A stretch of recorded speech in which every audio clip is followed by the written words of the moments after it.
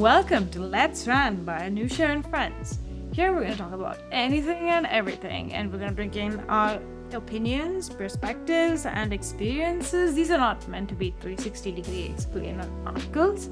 We hope you'll have a bit of a laugh and maybe a little bit of a think.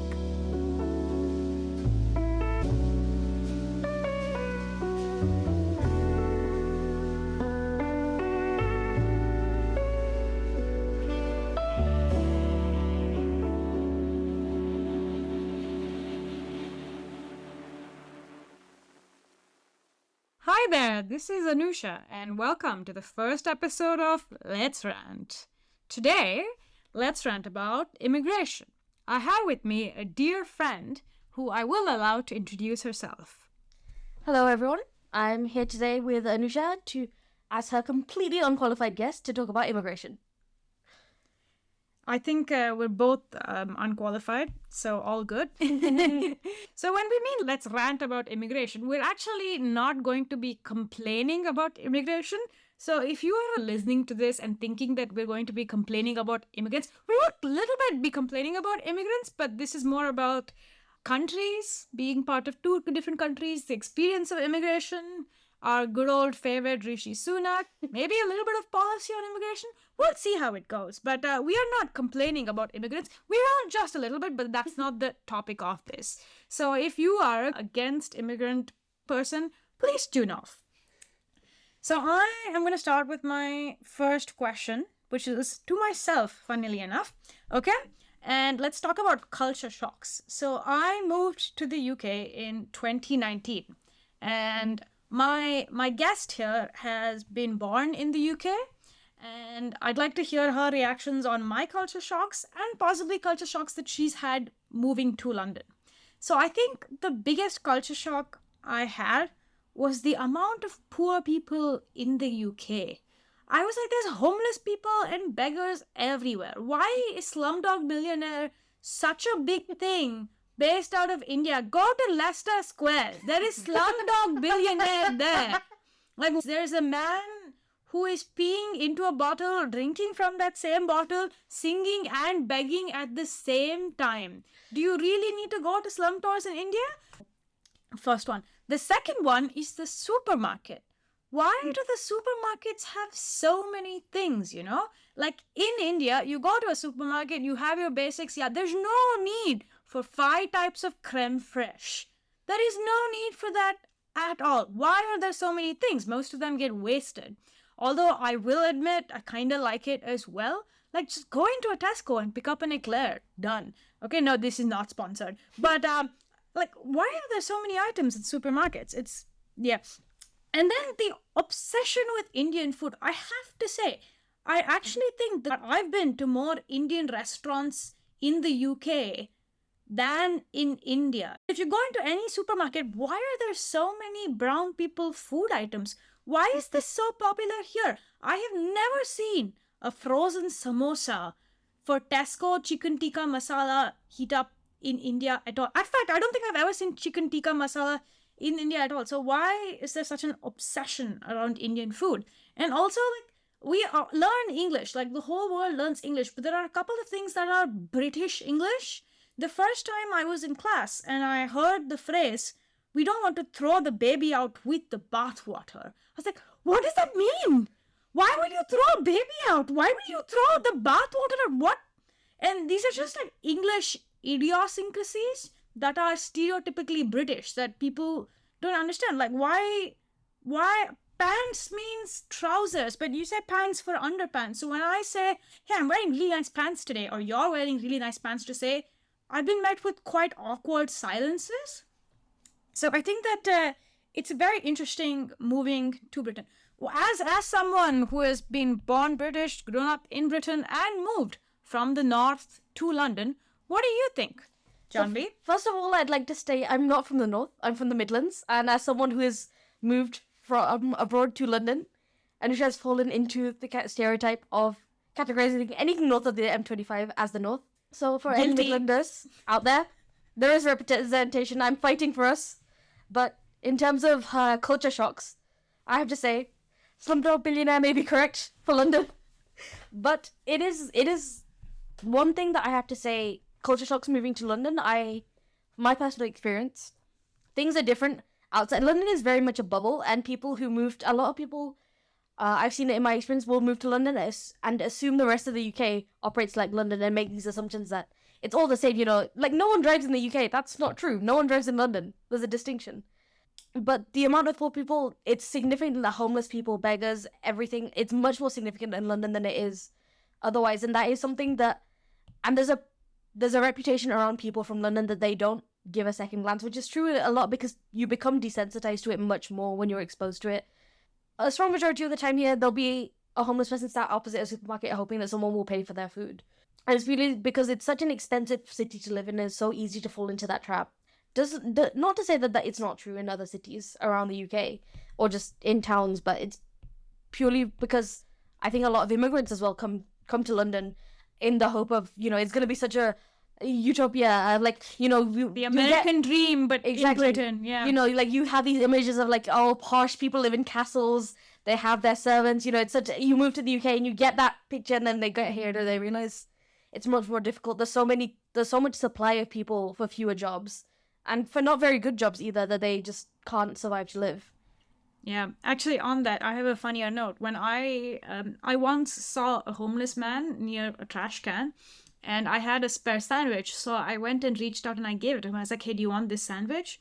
And then he looked at me and he said, "Do I look homeless?" And I realized that he was just wearing, I don't know whether it was hip clothing, but because he was standing near a trash can, I thought he was homeless. And I realized that he's not. And it's the same way on the tube. When people look old and you offer them your seat, they get offended. But the worst one is when you think women are pregnant. Exactly. And you offer them the seat. And they're like, "Why are you offering me a seat?"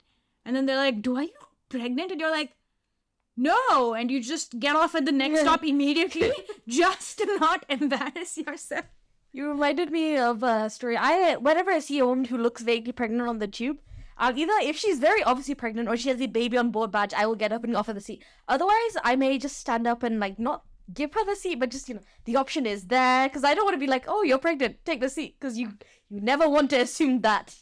But you reminded me of a story that happened to a friend of mine. He was the so-called homeless assumed person. So he had bought some nice food from a food market, sat down on some steps nearby, and was just wolfing down the food. A woman came by and was sat down next to him and started talking and asking him what he did. And he was like, "Oh, I'm a student." Having the conversation, he was very focused on his food, enjoying it, shoveling it down. And then the lady eventually got up and left after a couple of minutes.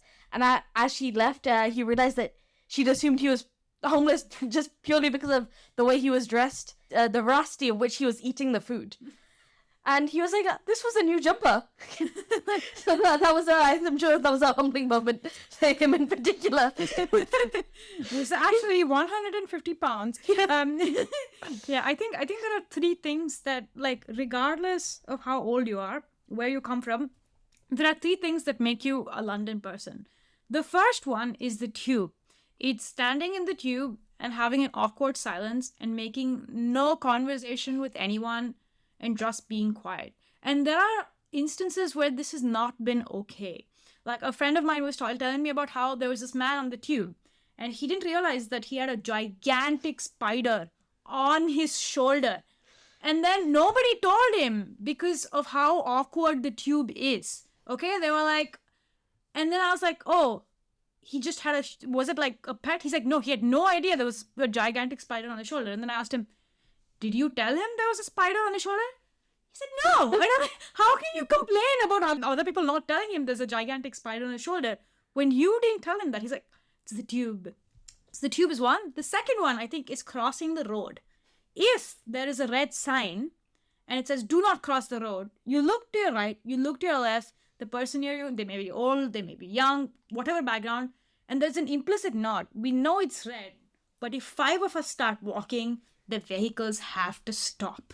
And you don't say anything, you look around, you nod, and you walk, and you break the traffic rules together. That is being a Londoner. And I think the third thing is going to the pub. Although not everyone does drink, you just go to the pub, you buy something, You stand outside and you talk, and nobody wonders to think like, why have I paid £12 for a gin and tonic, and why am I standing outside when the Tesco next door sells the same thing for £3 and I don't even have a seat? You just go with it. It's the tube, the traffic violations in the pub. That's being a Londoner to me. What about you, Jhanvi? So I'd like to say on the pub thing, I think that's just British culture. I think wherever you go, the further north you go, the more likely you are to find someone in a pub in the pouring rain. That is the addition that I'd like to make, because the weather may be shit, but it's going to be worse the further north you go. In terms of what makes a Londoner, I'd like to also add a point about the tube, but a slightly different one. It's the impatience of getting to the tube station and having to wait over 4 minutes for a tube. That is a Londoner, because they can't stand to wait that extra minute. If they see 7 minutes, they're gone. They will just leave. 7 minutes is atrocious. In 7 minutes, you cross 4 tube stops. How can you wait? And that is how I know that you move straight to London and have not been outside and experienced public transport options elsewhere. So when I go home, I do not live particularly close. I don't live a walkable distance from the train station. So either my parents will pick me up, or if I have to, I get an Uber. I always take my train so I don't have to pay for that. But my other option is a bus, which comes once every half an hour. And from that bus stop, I would have to walk 15-20 minutes to my house. So, I'm not going to complain about waiting 7 minutes for the tube. I'm good. The tube takes me where I need to go. That's all I need to know. So speaking about the tube, let's talk about someone who's probably never had to take a tube in their life. Mr. Rishi Sunak. Prime Minister? Whatever. So, in the not taking a tube, I'm going to say that he has taken exactly one tube break in his life, and it will be to show that he's a normal, common man that would have been photographed everywhere, With the Mackie D's. Oh, no. Of course, with a pint in one hand, Mackie D's in the other. He's a relatable man, Mr. Rishi Sunak. I think, I have to say, after 2 very unstable prime ministers, he was a decent-ish choice. But I think that there was a moment where brown people, especially Indians all over the world, rejoiced that Rishi Sunak was prime minister. It doesn't matter that he actually did not come straight from India to Britain. His parents emigrated from Africa to Britain. That doesn't matter. Does he have citizenship? Was he born in India? Did he study India? Nope. All that it matters is that his face is brown. That's it. And it's a handsome face. So we'll give you that. But all that matters is that his face is brown. Okay? Nothing else. The way he speaks, the way he talks, nothing else. And so there was this overpouring of messages from WhatsApp. And I pity all the people who lived in his neighborhood and who are the same age. I pity all his cousins, because imagine your cousin, your neighbor became a doctor. That's one thing. Your neighbor, your cousin is now the first brown prime minister of the United Kingdom. How do you compare with that? Do you win a Nobel Prize? So, first of all, you reminded me of exactly what happened when Kamala Harris became vice president, because I think she's either half or 1/4 Indian, but everyone was rejoicing. I believe she was also South Indian, potentially.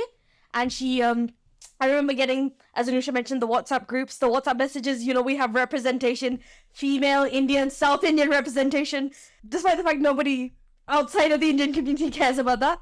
Any representation we see is taken. But on Mr. Rishi Sunak, our beloved Prime Minister, imagine your neighbor, your cousin, your brother, perhaps even, I don't know about his family, becoming Prime Minister of the United Kingdom. I got a message from my dad when he became Prime Minister saying, Rishi Sunak is Prime Minister now. That could be you. And I said, in return, you're 10 years older than Rishi Sunak. Why aren't you Prime Minister?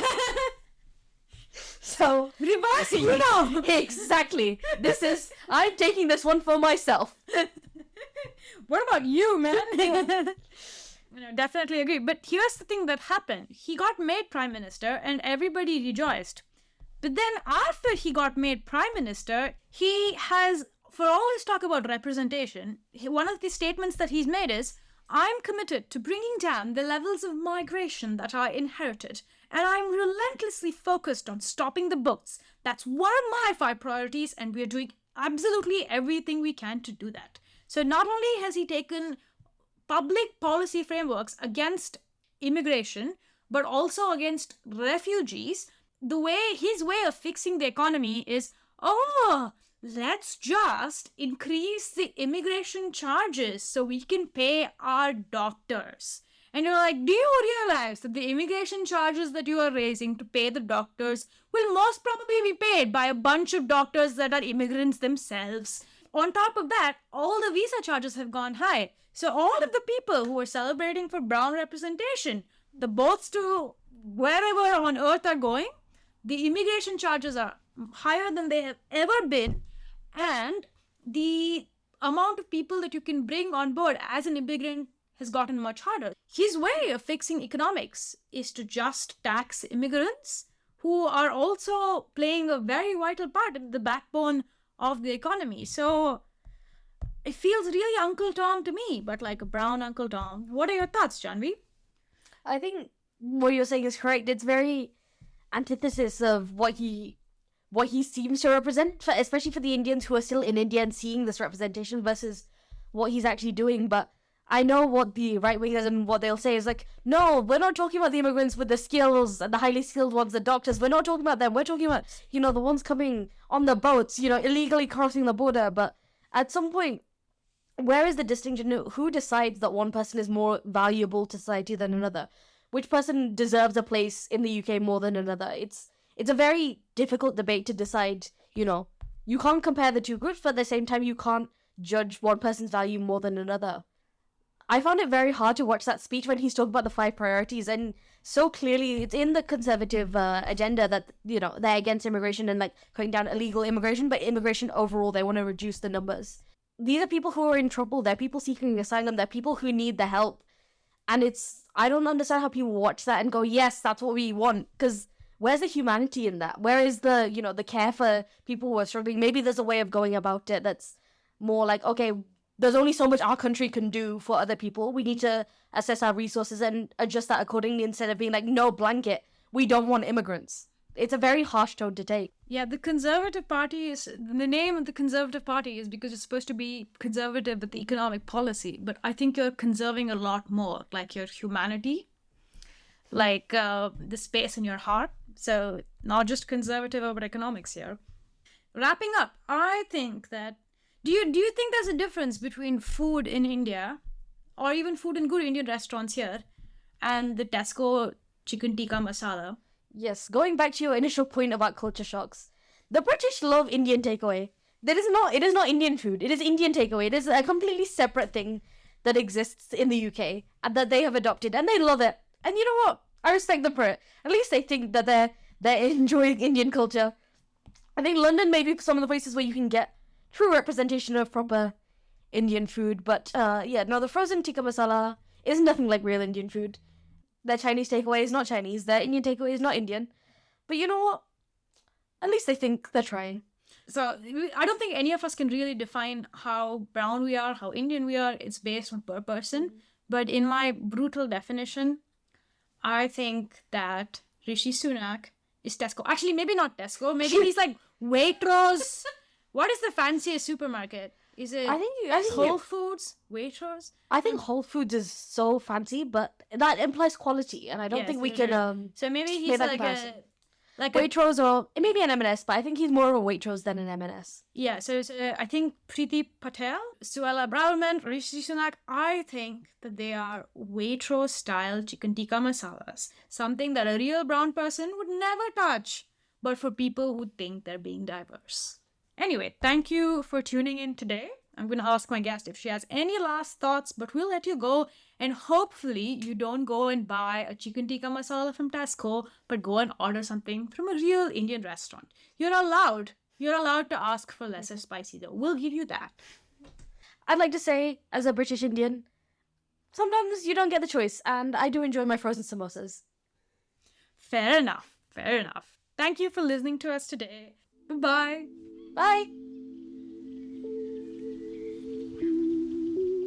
Thank you for joining us on our rant today. If you enjoy listening to this, or if you are someone that has been forced to listen to this because you know one of us, then I please request, force, command, whatever, to please subscribe. So today's episode was hosted by me, Anusha, and joined by my great co-host Jhanvi Ravish, and produced by Uda Vagela. This was a Wise Raccoon Studios production. I did not name this studio, just FYI. See you on the next episode.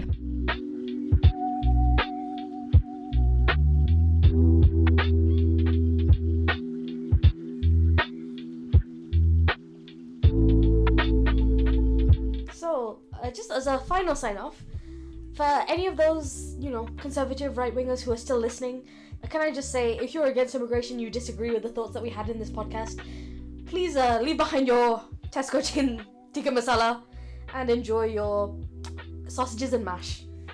Yeah, and if you're still listening, you might as well listen to the next episode, so stay tuned, guys.